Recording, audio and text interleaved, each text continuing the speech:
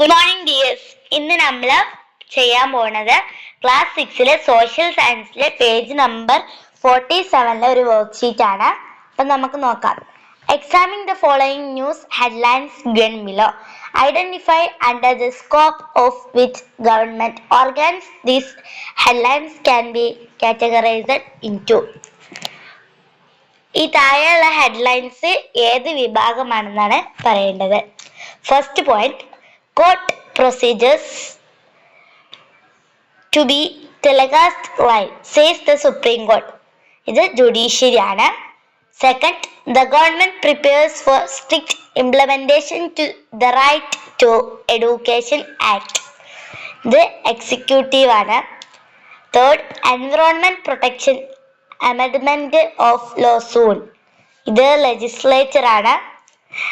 Fourth, Green Protocol to be followed strictly in schools, Department of Education. ഇത് executive ആണ്. Fifth, Revision of Traffic Rules, Court to be informed of the progress. ഇത് judiciary ആണ്. Sixth, Parliament approves revision of transport rules. ഇത് executive ആണ്. അപ്പൊ ഇത്രയേ ഉള്ളൂ. Okay.